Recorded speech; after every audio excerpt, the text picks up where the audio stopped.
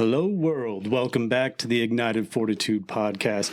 Man, it has been a crazy almost 2 months. Well, it hasn't been that crazy, but it's been fun. No, right? it's been pretty crazy. Yeah, it's been crazy. So last time we talked, guys, like we were getting ready to go to camp, and which was in July. Yeah, the last week of July. That by far was one of the most powerful. It's hard to put words to it, right? Like powerful isn't a strong enough word, right? One of the most powerful experiences that I've had as a Christian so far. I mean, it was awesome. And it was really cool. You know, and thinking about that, like when we started the podcast was after we came back from our camp the previous time, right? Yeah. And even then we were like, oh, that was awesome. But like this one was totally different, I think. I think because we had an opportunity last time we had to do we did all the work. You did most of it, right? But it was, let's figure out how to feed them. Let's get them to these houses. Let's get them to these locations and these locations. This is what we're going to do. This is what we're going to talk about, how we're going to teach, where we're going to. And this time it was, we just got to get them to this camp.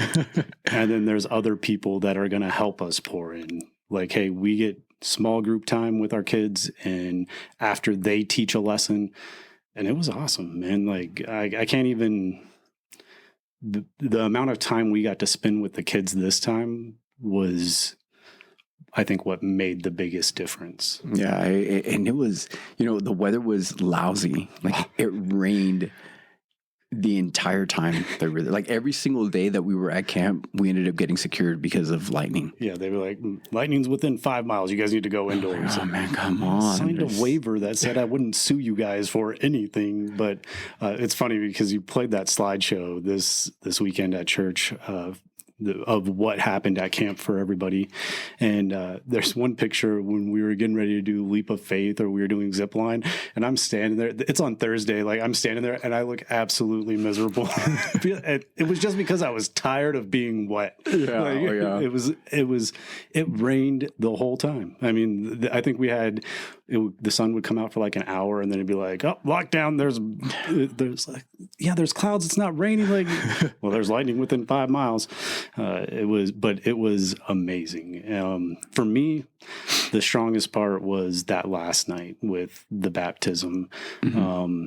One, me being baptized myself was something like, I'm gonna tell the story real quick. Yeah, tell them. So I have been dealing with, or I had been dealing with, like, struggling, like, man, I was baptized when I was younger as a Catholic, and do I need to get baptized again? And I prayed a lot about it. And there's been times where, like, I want to get baptized, and then something happens, we're doing a baptism, something happens, I can't make it. So this time when we went to camp, I talked to my wife beforehand, and like, hey, if it happens, because I knew last year my oldest son, when he went to camp, he wanted to get baptized, but I think it was more in the emotion, and I stopped him from doing it. Like, I think your mom would want to see this, be a part of it.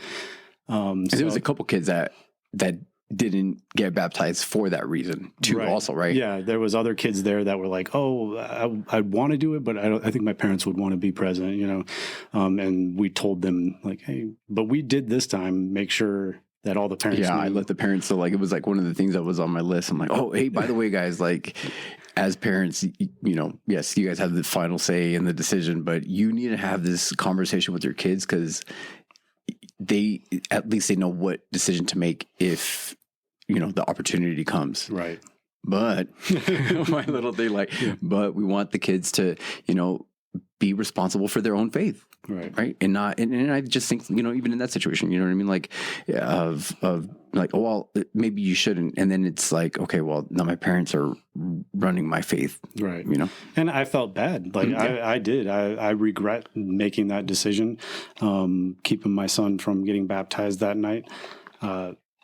However, like, I did have a little bit of confirmation because he never brought it up again. Now, I don't know if that was my fault or if that was where his heart was, is like in the moment he felt like he should have, and then he didn't think about it again. He's brought it up since. I got back from camp, or we got back from camp. But anyways, so I got there, and like my wife knew that, you know, if the opportunity presented itself, I was probably going to take it. I was going to, you know, I was praying about it, and I was praying every single day, multiple times a day, about whether or not, like, man, is this opportunity going to come up? Is it going to come up? And on Thursday, which was my birthday, Bobby, we were at the zip line, and he goes, "Hey, I'll be right back." And he walks off, and he comes back and he goes, "Hey, so I just talked to the lifeguards over there. We're cool to do baptism if we want to. You know, all we got to do is get with the camp director and let them know when we want to do it, and they'll make sure there's a lifeguard present." And I was like, "I want to do it." Bobby was like, "Really?" I was like, "Yes, I want to do it. All we got to do is talk to the camp director." And he's like, "Yeah." I was like, "Good. He's walking up right now." So it was like confirmation for me then. And then we had a conversation about like, hey, I don't want the kids to know that I'm going to do it, because I don't want to influence their decisions, or I don't want to take anything away from them.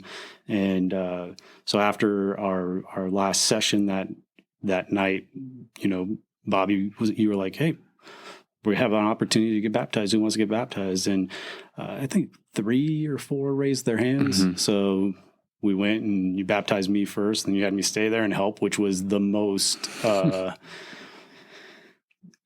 like for me, like it was doing kingdom work, right? Yeah. Like it was powerful. And we ended up having nine kids. So 4 of them raised their hand, and then 5 others were just like, In the moment, like they didn't have a towel. They didn't, because I told the kids, I was like, "Hey, look, we're going to do this. And so, you know, this is your opportunity right now. Go ahead, get your towel, go get, you know, your swim trunks or your whatever you got, you know what I mean? And, you know, we'll meet at the pool." And yeah, there was like people that are like, they went in with their socks and their jeans and their shirts.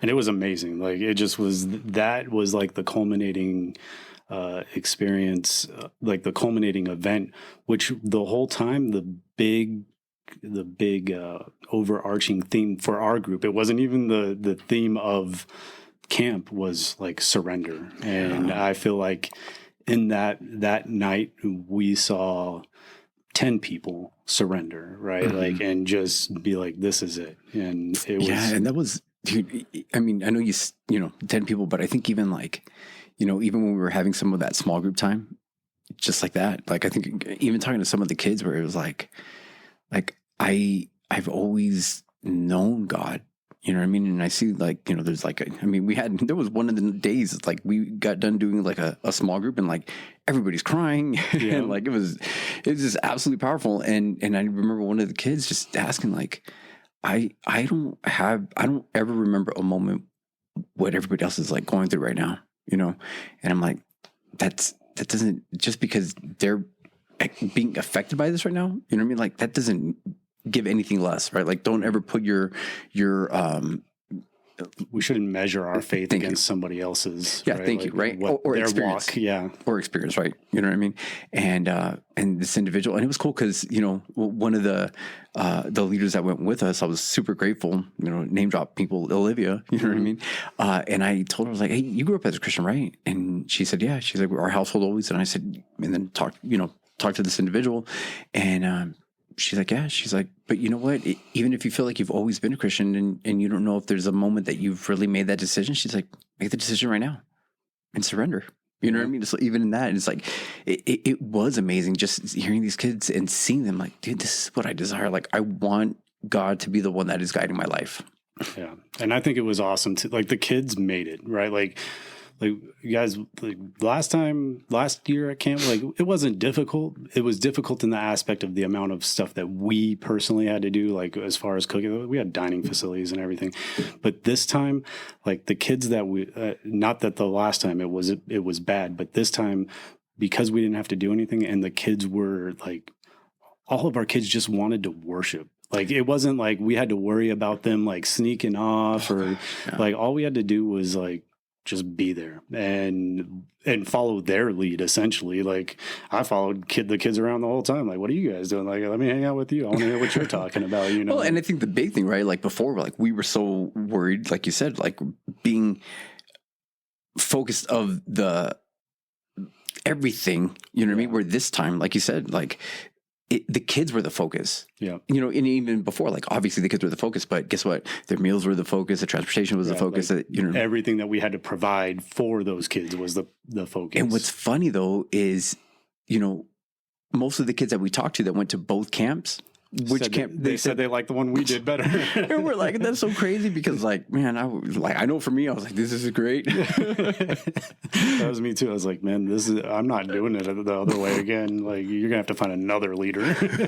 It's so funny, dude. But yeah, like, so, you know, it was absolutely, and we didn't really get it talked about, you know, camp and you know, break everything down because we came back and school started and all this other stuff and we got busy. School started, like we got back on Friday and then school started on Wednesday for a lot of them. And then like, I think the following Monday for the rest. Mm-hmm. And it was just like nonstop. Like then, so there was a thing called the leap of faith there. And just so you guys know, like if you feel it in your soul, like don't do this.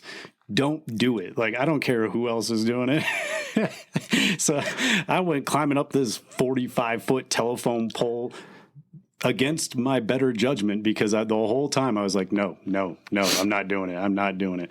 And finally I climb up there and I have this climbing harness on and you have to jump a good 5 feet out to like a hanging bar.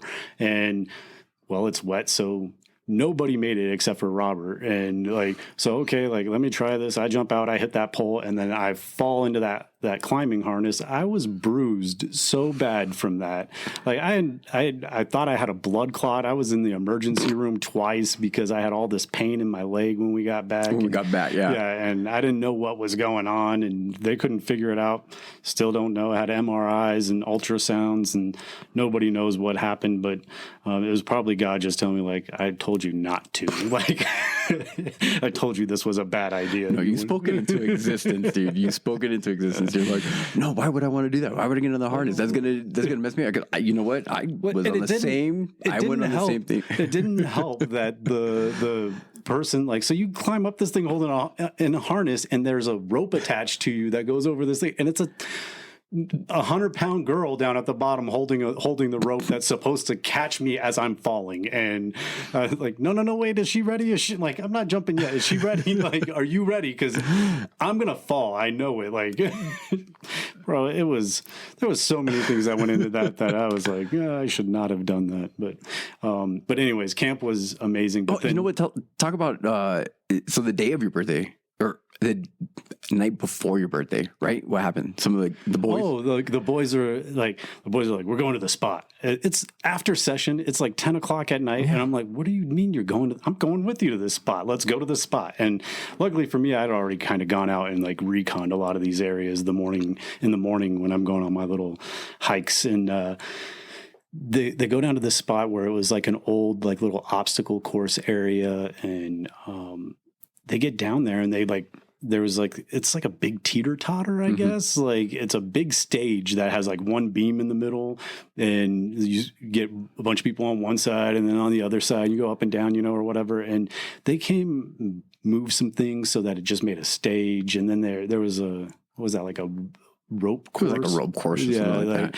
They're climbing around on. It's 10 o'clock at night, guys. Like, we're supposed to be in there's bed. no lights. Yeah, no lights at all whatsoever. It's pitch black. But the flashlights that we had in our phone or whatever. Yeah, so pitch black. We're all and so I'm just hanging out on the stage and like, how many kids were out there? Probably 5. Yeah, 5 or 6. And then you and me, so that's 7.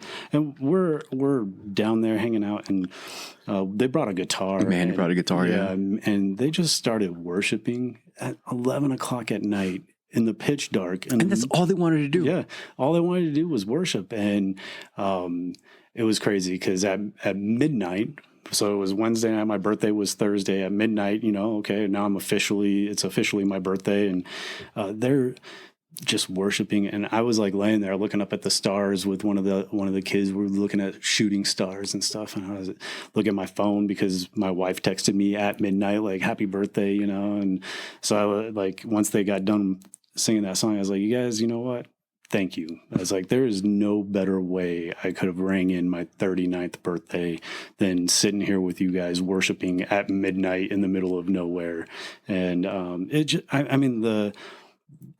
I mean, that just goes to show like the power of worship. I mean, like that's what I've always, and I've said it on the podcast before, I've always loved worship music, worship time, like it's just, to me, it's one of the most powerful things, but our kids loved worship. Like that's all they wanted to do. We actually got like, they would send us text messages, guys, like, hey, chow is going to be at this time, or you're going to have to do this. All right, everybody go here.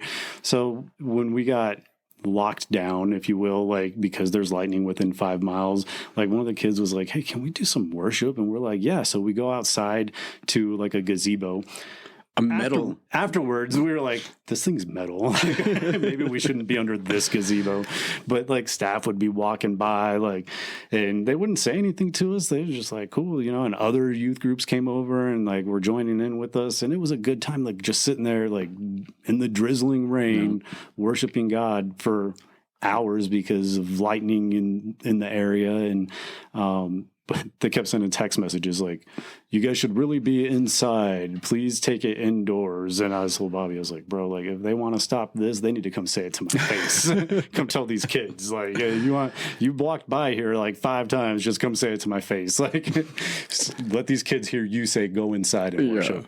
But it just was powerful, man. Like I can't wait for the next one as long as we're not doing it ourselves. Yeah, I know. I'm like, man, we should just do winter camp just to go, because I think it would be a good experience just to try out. I mean, but I think we were really lucky in the fact that we had such support from the church too. Oh yeah, dude. Because it was $500 per kid. I have 2 kids in youth group right now. Like luckily only one of them wanted to go, but then we had the church support that got it down to $300 per kid. So, and that's like, if you think about it, that's huge. We had 20 kids go.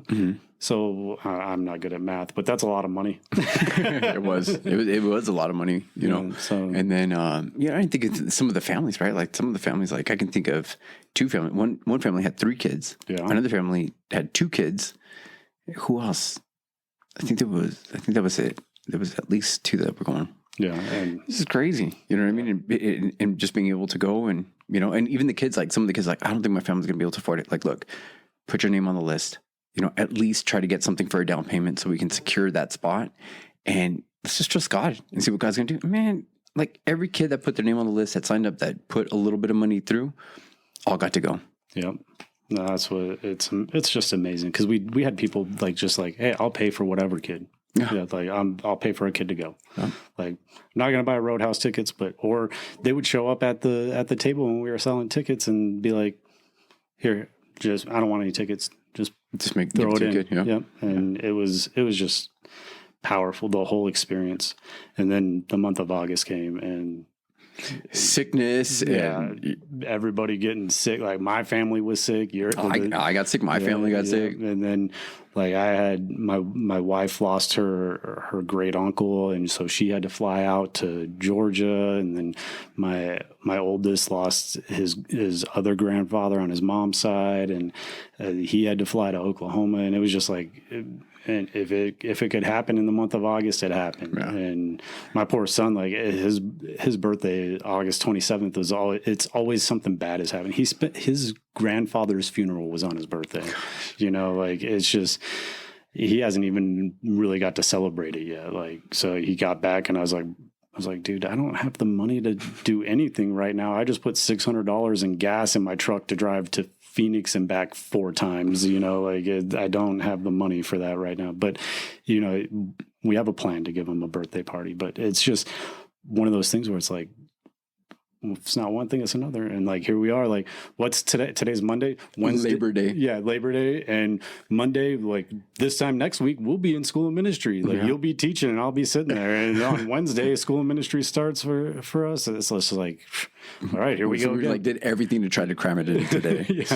So we appreciate you guys. And, we got to talk about camp and everything else and kind of went on a tangent, but we know that you guys have been listening and supporting, and just thank you guys. Thank you guys for even giving us grace and allowing us to be busy with our families, because that is the first ministry, you know, and taking care of them. And even today, you know, telling my wife, and although it was Labor Day, I had to work today and then do all the other things running around. Like, I'm barely spending time at home. My wife's like, hey, she's like, just, you know, I'll take care of this and this and this. And she's like, go do the podcast, because you guys need to get that out. And it's like, thank you. Thank you. We've had a lot of people reach out to either me, you, Will, and be like, hey, like, when's the next one coming? When's the next one? Like, it's coming. Like, we're trying, guys. So we're trying. We can't promise anything right now, especially for the next 12 weeks, because I'm going to be teaching school of ministry and you're going to be in it and everything else. So we can't make any promises, but we're going to try. We'll do everything in our best effort. Like, we even went back to the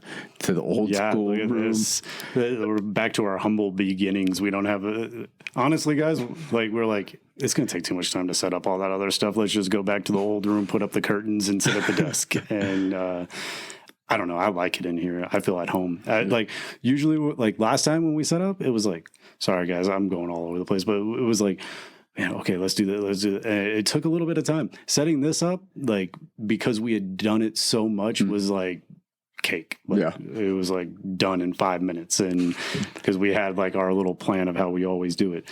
But yeah, so last time we talked, guys, we were talking about rules of engagement, right? And what were the 5, Bobby? No, we talked about humility, gentleness, patience, being loving, and peacefulness. Right. And so, like, rules of engagement, like, why do we need rules of engagement? Like, so rules of engagement are given to, you know, like when we were overseas, right? Downrange and in Iraq, and you get these rules of engagement, like, hey, you can't engage the enemy unless this is what's happening. Yeah, unless this is what's happening, right? And so, and when these things happen, then you can engage. You know, and when you engage, what is it? You know, obviously, you know, deadly force or whatever the case is, you know, and then. Well, even then you had steps, right? Like, you had to, like. Escalation of force. Like, hey, I'm going to talk to you. I'm going to try and show you. I mean, even as a police officer, you have that, right? Like, hey, I'm going to talk to you. I'm going to try to de-escalate the situation verbally. Then if not, then okay, I got pepper spray. I got canines. I got a baton. Then it's okay. Like, what's next? Okay, I'm going to show you my force. Like, hey, my hand is on it. Maybe it's out of the holster. And then, okay, deadly force, right? Like, and which is weird, because you think, hey, you know what? Like, man, you guys are in a, you know, when we were in a wartime situation, you know, you figure, like, hey, if you see some people that have, you know, look the part or whatever the case is, you know, and you think like, oh, well, it's just every day is a gun battle or everything's this, and like, you know, there's a lot of factors that have to go into it, because you're going to have to, you fire a shot, there's a report that's going to be going down and what happened, and having to give an explanation and making sure that it was done with the right intention and was by the book. Yep. You know, and so, like, and that's what we need in our Christian walk, right? Like, we need to have those rules, those guidelines. Like, so it's essentially when there's a threat, right? Like, what are we going to do? Like, we need to respond with humbleness, with gentleness, with patience, with love, and with peace, right? And so those things, how does that look? Like, I mean, how do you respond to a threat with gentleness? You know, like, but it's not necessarily, I think it's a threat in a different aspect, right? Like, yeah, you know, and obviously we're trying to take, you know, our own principles from, you know, our background, right, and trying to, like, see this through that lens, knowing that we're going eventually into the armor of God, which is, you know, talking about warfare, right? Why do you need armor? You know what I mean? So, like, even looking at those things and looking at threat, like, we know that we don't war against people. You know, it's a principalities. It's you know, powers, like, the powers and the influence of, you know, Satan and demonic forces and all those other things that are working in lives of people, and also even the influence that Satan can have in my life. You know what I mean? That the enemy can have in my life. You know what I mean? And so, you know, I don't need to retaliate back, because when I feel like somebody's charging at me, or somebody's, you know, in like being hostile, and I'm not saying hostile, but you know what I mean? Like, coming at me in some kind of way that I don't appreciate, I'm not going to have the humility. I'm not going to be with gentleness. I'm going to be like, oh, don't talk to me that way. Right. One of the things that I've always, and I think I've mentioned it before, is like the difference between reacting and responding, right? Like a reaction is going to be like your initial, like, oh, what did you just say to me? Like, and then responding is taking the time to think about it and being like, okay, like this is how, with humbleness, gentleness, patience, love. Well, when you respond, you're allowing yourself to hear the person, right, and so then you're putting that other person first. So, and I love that because I've heard, people talk about, it was in child, bringing up children, childbearing, and they say that, you know what I mean? And when they talk about, you don't react to your kids. Too often we do that, you know what I mean? And it was Kevin Lehman, and he talks about medicine. He's like, if your doctor's like, oh, you're having a reaction to your medicine, that's not a good sign. Right. But if you hear your doctor be like, oh, okay, your body's responding to the medicine.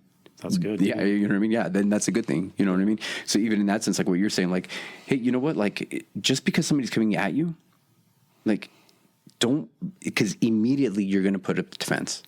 Yeah. If you're always in that mode, right? If you're always, and here's the thing, like when you're always thinking about yourself, when you're always putting you first, you know what I mean?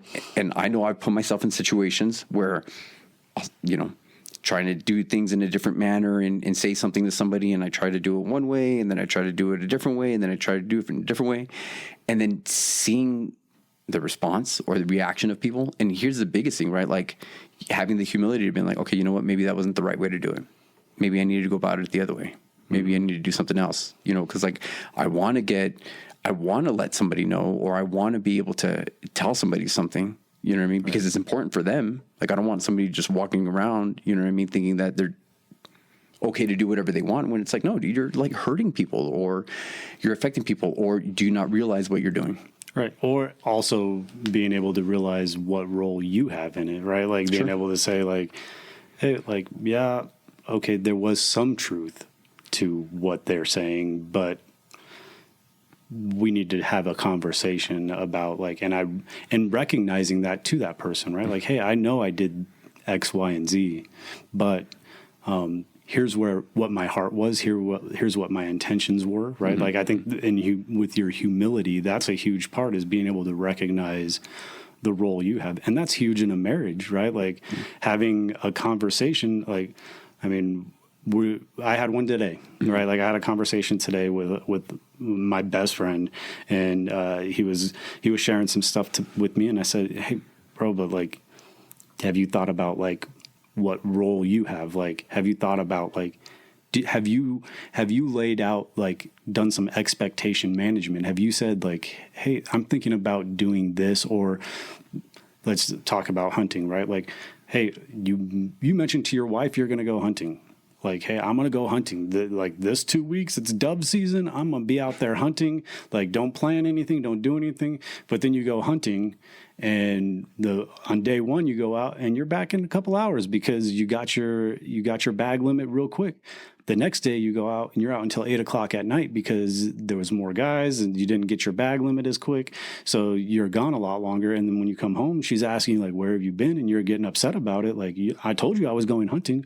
Well, hey, think about it from her point of view. Yesterday you went and it was a couple hours. This time you go and you're gone all day. No. Like, so you haven't done any expectation management. And like, I think that's huge. Like that communication is what needs to occur in like, hey, I recognize, and sometimes somebody has to point it out to you, right? Like sometimes, oh, you're right. I was just assuming because I said I'm going hunting, don't plan anything, that you knew there was a possibility I'd be gone all day. But taking into account like the other person's point of view, right? Like if you look at it with humility, it's like, oh, okay, I did have a part to play in this. I don't have as much reason to be upset as I was. And that's a response, not a reaction, right? Like, so, but yeah, so guys, like that was kind of like, we want to touch back on what we talked about last time, since it's been almost 2 months. Right. And, so all that was for what? For the purpose of what? Like all of what was all of, when we talked about the last time, like all the, like these principles of rules of engagement, you know what I mean? And it was all for unity in the church. Right. Right. For Like, you. Yeah. So, and that's where it goes next, right? Like we talk, it goes into spiritual gifts, and, we're going to do a deep dive next time on this, because there's so much here, but like, it's all about how we can be unified in the church, right? Like without those rules of engagement, as we call them, like there's not going to be unity. no, right? because you're trying to pick yourself, right? So like if I don't have humility, if I'm not, well, let's just think of the opposites of these, right? Mm-hmm. If I'm not being humble, then I'm being what? Prideful. Yeah, pride. If I'm not being gentle, I'm being rough. right. So I'm going to be harsh, rough. If I'm not patient, then I'm going to be, short fused. Yeah. If I'm not going to be loving, I'm going to be selfish. Yeah. Right. Because I think selfishness is the opposite of being loving. And then peaceful, obviously, like if there's no peace, like let's just think about this. Like hopefully, if you were with us, with the last podcast and stuff, and that's what we closed off with. We're like, hey, you're going to try to put an episode, but focus on these, 5 things. And let's just think of, anything that you've gone through, whether within your church relationship, church responsibilities, or in your household, in your interactions with your friends, in your interactions at your workplace. Let's just think of that. Like if the last month has been, kind of chaotic, you've had some issues, you've had, differences with people, here's the opportunity to look at it and say, okay, what perspective and what role do I play? Because it's very easy to look at somebody else and be like, hey, you know what? This is what they did to me. Okay. You know what they did? Do they realize what they did? Right. We got to be mindful of that. Do they know how you felt before they did X, Y, and Z? You know what I mean? And there's some other roles to play in that. But, the biggest part is here's the thing. Like if the focus of your life in Christ is to live a life of godliness, which is going to bring peace where we go, and it's going to hopefully bring unity, right? Especially if you live in a Christian household. Like if your family is, your kids are being brought up, your wife, you guys, like it should be peaceful. Doesn't mean it's going to be perfect, but it's going to be peaceful. Like, are you united together as a family? And if you're not united together as a family, now you have the opportunity to look and say, what role did I play? Am I being humble right now? Or was I being prideful in those moments? Right. And one of the things you said at the end of the last one was like, all of these 5 things point to what?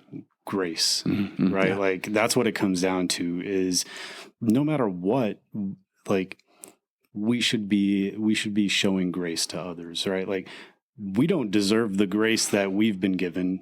So maybe you don't feel like that other person deserves grace, but if you're being humble, gentle, patient, loving, and peaceful, you're going to show grace to that person, right? Like, and I think ultimately that's what is going to bring that peace, right? Like the 4 previous ones are going to allow you to respond with grace, which is going to bring the peace. Yeah, because even thinking of the situation, right? Like, I mean, come on, you and I both. Sorry, I know my wife is going to listen to this and everything else, right? But like, you and I can both like. I know my wife is like, yes, okay, you're going to be gone. I mean, I already know it's going to be 2 hours. You're going to go record the podcast that you say is not going to be that long, but okay, I already, and if I go home and I'm like, babe, I know I'm sorry, especially because I have to fill in for my driver because he's taking off tomorrow, right? So like, I already have to come home and then like pretty much eat and get ready to go to bed because I got to be up at 1:00 in the morning.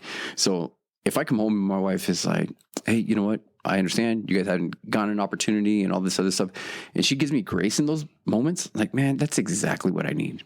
Right. You know what I mean? And so even for, for your buddy, right? Mm-hmm. Our buddy, we know who he is, but he, in those moments, like, if you're not going to receive grace, that doesn't mean that you don't give grace. You don't give grace, right? Like you can't, it's not that expectation where it's like, okay, I'll give grace if grace is given to me. Like I'll be humble in a situation when somebody else is going to be humble. Right. You know what I mean? No. Like this is what you're supposed to be doing. So in that whole aspect of grace, like, you know what, maybe our spouses need us to be the first ones to give that grace. Yeah.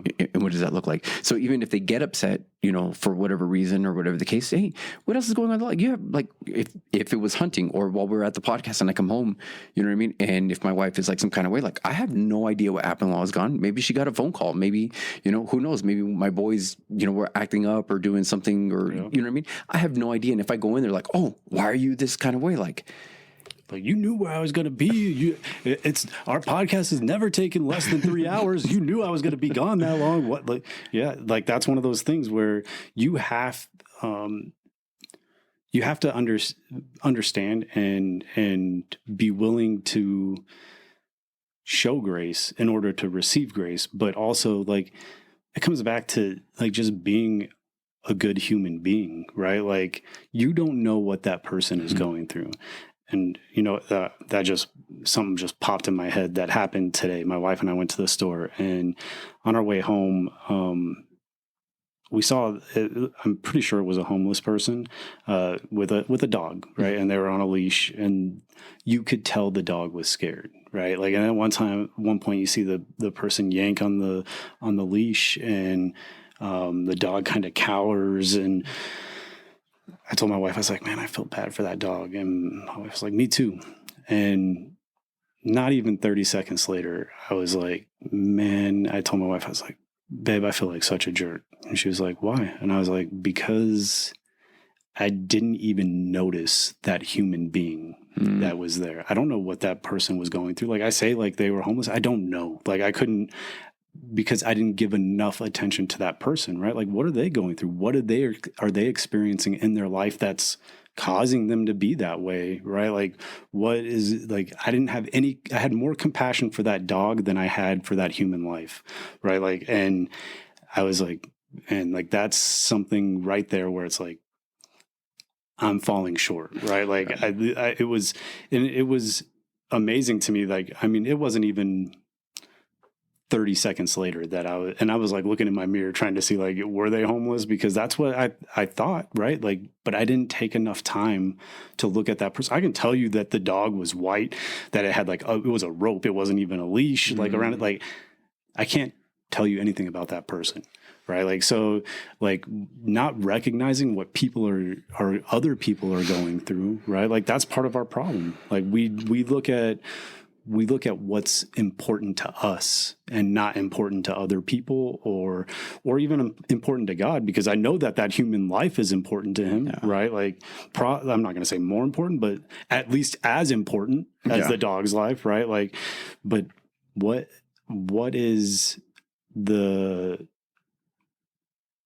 why is it that we have that tendency, right? Like, because we care more about ourselves, right? Like we care about what upsets us, what, like, oh, the way that person's treating that dog upsets me, right? Like, I don't know what that dog has done. Maybe that dog's bit that person. I don't know. Like, you know what I mean? Like, but like, I didn't even take the time to recognize that. So we have to recognize when we find ourselves in a situation that we're being confronted by somebody and that is a quote unquote hostile situation, right? Like, what are they going through, right? Like, yeah, dude, that's good, dude. Because like, I'll tell you what, like, obviously, you know, we circled around the topic, like, but when all that stuff was going on, like in my life during that time was right when we were getting ready to start decorating for VBS, dude. And you said that, dude, and just like pierced my heart right now.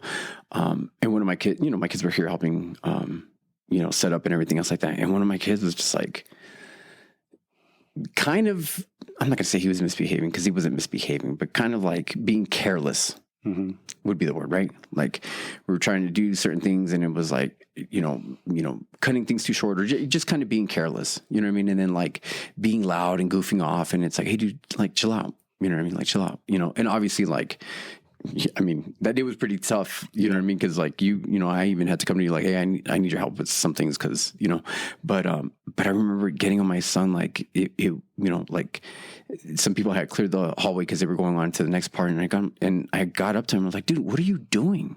Like, dude, what do you think? And that's what I always ask my kids. Like, what are you thinking? And he's like, I don't know. I was like, Bub, like I've had to tell you like 4 different times, 4 different things. Like, what is wrong? And dude, he just broke. He's like, Dad, I don't know. He's like, but I'm just stressed. And I was like, dude, I know, man. And I know you're stressed because of everything that I'm going through right now. You know what I mean? Just thinking that right there. You know what I mean? And it's like, you know, and I'm glad that I handled it in that situation, because I could have been like, what do you mean stress? Like, what are you going through? Or what do you... You know what I'm going through. Yeah. You know what I mean? And just even thinking that, dude, like just having concern. So I just think, like, how many times have I blown it in my marriage? You know what I mean? Oh, yeah. Where my wife has said something to me, and and here's the biggest thing, right? Is the expectation. We've talked about it before, right? Like, I have an expectation, you know, we're going to come home from the podcast. You know what I mean? Hey, you knew what I was going to do. You knew what it is. Like, I have my expectation that, hey, like, I come home and it's going to be a certain way. And then if it doesn't go that way, then I'm going to be upset because, oh, are you upset that I was doing, you know what I mean? And It's the wrong thing. And then there you go. Like, it's not from a place of humility. And sometimes we don't have the tendency to be like, why do you feel this way? Yeah, what was happening while I was gone? You know, like what's going? Because I mean, it's true. Right now, we're both sitting here probably with very similar expectations, right? Like, hey, we're gonna get this podcast done. We're gonna go home. We're gonna eat dinner. We both have to work in the morning, so we might relax for a few minutes, and then it's bedtime because we got to get up and go to work.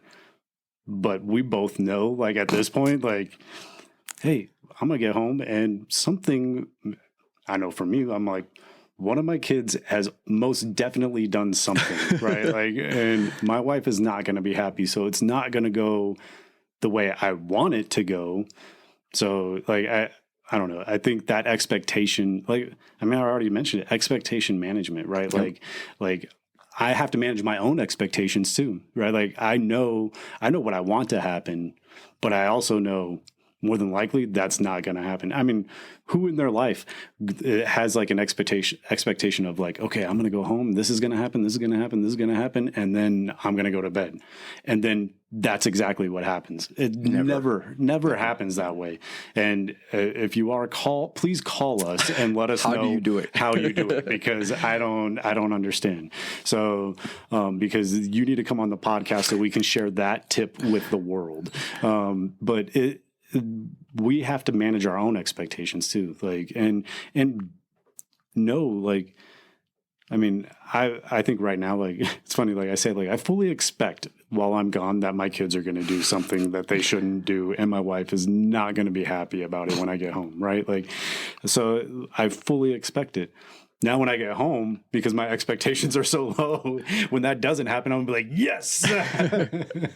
But no, seriously though, like, well, and here's the thing. Here's the big thing, right? Like, so, you know, even in this passage with Paul, you know what I mean? And this whole thing, like, he has to talk about and, you know, open up this whole thing about unity, and, you know, we'll unpack definitely more than what we've, you know what I mean? We're not going to stay in this situation, but, you know, he talks about like maturity and not being immature, and like rules and principles, and, you know, speaking truth and love and what that looks like, and all these other things. Right. But here's the thing, like, all that stuff is geared to like knowing, here's the expectation. Things are messy. Ministry is messy. Church life is messy. Our Christian walk is messy.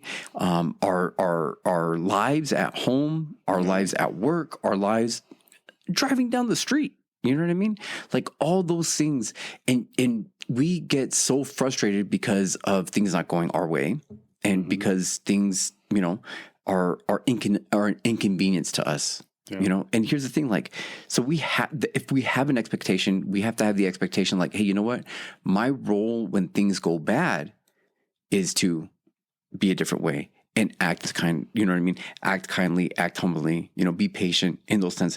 Those are the expectations that we should have, knowing that that is our responsibility when times get tough in the situations that we have been placed in, work, home, you know. Yeah. I think it's funny, like we like talking about, like, just real quick, thinking about that, like all the time, our number one concern is us, right? Like, and it's the same for everybody, right? Like, so like, going somewhere, like I have somewhere to be. I might be running late or whatever, but I have somewhere to be, and I'm the most important person on this road, right? Like, but the person in the car next to you, or the person that just cut you off, is the same.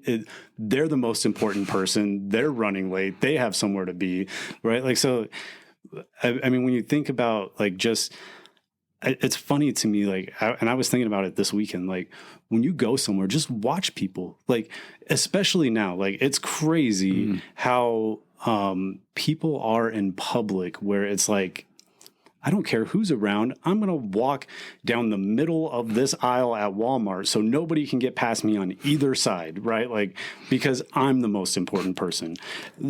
Guys, I challenge you. I challenge you just to say, excuse me, sir. Excuse me, ma'am. Like, be so polite. Like, excuse me. I apologize, because it's like, it throws them off. They're like, what? Like, did they just say, did they talk to me? Like, like who are, like, but then when you do it like in such a gentle, loving, kind way, people they're just shocked, they're like, or even because I'm that guilty person. I'm that dude that's like, oh, and like, oh, I got to go get this, and I like leave my cart in the middle.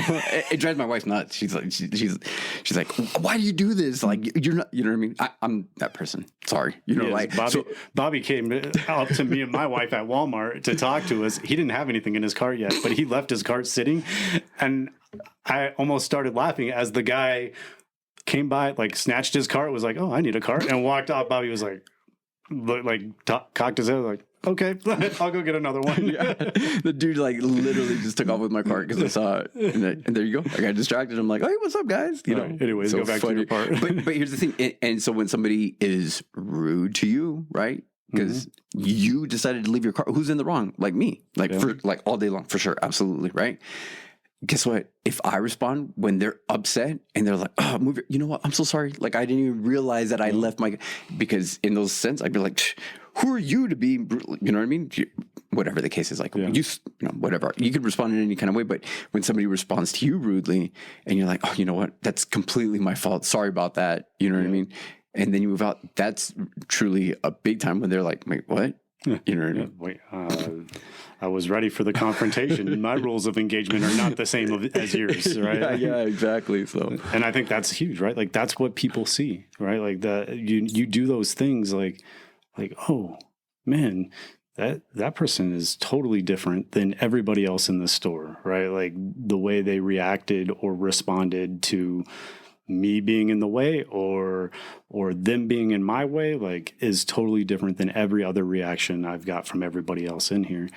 And it makes them wonder, right? Like, and that's where, I mean, like, to go off on a completely different thing, but that's where, like, you get that opportunity then maybe to talk to somebody about Christ, right? And because I've had, especially older people, right? Like, they're like, oh, you're so nice. Like, it starts a conversation, right? Like, oh, thank you. Like, just being polite.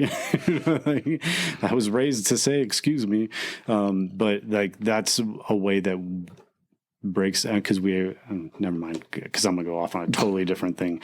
But we do have, I think, using those 5 points, have that responsibility and recognizing, like, everybody thinks that they are the most important, right? Like, especially in today's generation, you don't see in the world that we live in right now, the society that we live in, it's everywhere you go is because everything's centered around you right now, right? Yeah. Think about it. You know what I mean? Like, even in traffic, and I heard, man, I think it was like Joe Rogan and Jordan Peterson talking about it, where they talking about road rage. And it's like, those things happen because you're already in a vehicle that is moving so fast, and you're in that fast pace. That's why people get so mad. Because you're high escalation, you know what I mean? Somebody like walks in front of you, it's not, you know what I mean, as big of a deal as when you're driving. So like, you're driving, your heart rate's up, you're already fast, you're fast paced, you're trying to get somewhere, you know what I mean? All those things are going on. Well, even in life right now, like, hey, guess what? You're on your phone texting because like, you're trying to get stuff for dinner, and then, you're checking, your email because you just got this, like, everything's centered around you, and like, you're so focused on, okay, I got to do this, and then I have this going on, and I got to go meet here, and you know what I mean? Well, yeah, and there's never a time where people stop, right? Like, it's constant, and so they're just constantly going. I think that you're looking at how people are right now. Like, I'm a people watcher. Like, I absolutely love it. So when picking up my wife and daughter from the airport, or picking up my son from the airport, the last couple of weeks when I've had to take them and pick them up, like, I get there early because I'm a military guy, right? Like, I'm not going to be late, so I get there early, and it's I just sit there and watch people, and it's hilarious to me. Like, but you do get a sense of like, man, nobody is aware of what's going on around them, right? Like, it's my world, and Nothing else, right? Like, I have a flight to get on, or I have I have to go get my baggage, and people are just going around like they're not unified in any way, right? Like, there's no unity. They're on their phones while they're walking. Like, they could be sitting right next to each other and they're just on their phones. They could have a conversation, right? Like, there's no sense of any kind of engagement with anybody, right? Like, unless somebody interrupts your world, right? Like, then it's like inconveniences. Yeah, like it's crazy. I challenge you to be a people watcher for a day. Go to Target and sit at Starbucks and watch people walk by and like what they're doing, like how they're just in everybody's way, or I don't know. That's one of my favorite things to do. I could do that every day of the week. I love it. It's funny. Well, I think it's a good place to stop. Hey guys, I know we kind of like rambled. We circled back on, kind of what we talked about the last podcast, kind of the last two podcasts. But we're going to get into, yeah, hopefully it was like the intent was to direct it towards unity, right? Yeah. Like, and where we're going in this next section. Yeah. The whole reason, and here's the biggest thing, and that's the biggest thing, right? Like so much of the church is not unified, unfortunately, because everybody's focused on their own agendas. So the only way that it's going to change is by the change happening, and you can't look at other people changing things. You be the change that needs to be happening in your home, at your workplace, in certain situations, you know what I mean? And, like, here's the thing, like maybe the big picture should be unity. And if there's unity, there should be peace. Okay. And if there's peace, then guess what? Like, if there's not peace, then what do you need to do in those situations? Don't leave it up to somebody else. Yeah. You be the one that takes that opportunity and give grace, which is going to be, not being prideful, but being humble, not being, angry and rash, but being gentle, being patient with other people. Cause hey, guess what? You know what? Maybe they've had to put up defenses and walls because of the lack of grace that you've not been giving people. You know what I mean? So you have to be the ones that you want to talk about people watching, right? Like, watch your own life in the sense of, hey, how am I reacting in this situation? Like, I'm so frustrated that other people aren't doing something. Have I made the right moves in order to change something else? I hate you right now. We're not going to go there. Next podcast. So, hey guys, you know what? Thank you. I think that's a good place to start, to stop, because we're already like 45 minutes. I started my watch like after we were talking about camp and stuff. So, oh dang, yeah, we're in it. So, hey guys, thank you so much, guys. Thank you for being patient and gracious with us. We hope, and thank you for listening, because it's been real quick, pretty amazing to see the numbers of downloads continue to increase like steadily, even though we haven't been putting in our absence. Yeah, any content. And we do have plans, guys. I keep saying that. And we actually, before this, we're talking about a plan to really get a lot more experience with a certain product that we want to use. And once that happens, I think we'll be good to go to change up some things with our engagement with you guys, because that's what it's about, is being there for each other. So hopefully that comes quickly. Nothing seems to come quickly with us right now. Yeah. So just some grace for the next 12 weeks. Not that we're not going to put out a podcast. Hopefully we'll do it in a more regular basis. Yeah. So we will be on it for sure. Maybe the episodes will be shorter, if that's even a possibility with us. If we can't, please email Ignited Fortitude and tell the teacher of School of Ministry to be a lot more gracious in the amount of work he's giving us. You better pray this one out. All right, here we go. Dear Heavenly Father, thank you for this opportunity. It's such a great feeling to be back here recording, and we ask that in the upcoming weeks that you provide us the time and the opportunity to continue to do this ministry that you've put on our hearts. And with everybody who's listening, we're so thankful for them, God, and whatever they're going through. We pray that you help them in their lives with whatever engagement that's going on, helping them to be humble and gentle and patient and loving and peaceful with those engagements, God. Like, show them where they can improve and allow them to be gracious to others, because the grace that you have given us doesn't even compare to any grace that we would have to be willing to give. We don't deserve the love and gentleness and all those 5 points that you give us, God, and we're super thankful for that. And for anybody who's listening that just is struggling, God, give them the strength to reach out to somebody and show them that person that they can reach out to and trust, and allow them to really know that the person that they're going to is the person that they need to talk to. But most of all, God, that they need to talk to you. I pray for this upcoming week that it all goes well, and that, who knows, hopefully we get back in here within the next week to record the next podcast. And we pray all this in Jesus' mighty name. Amen. Amen.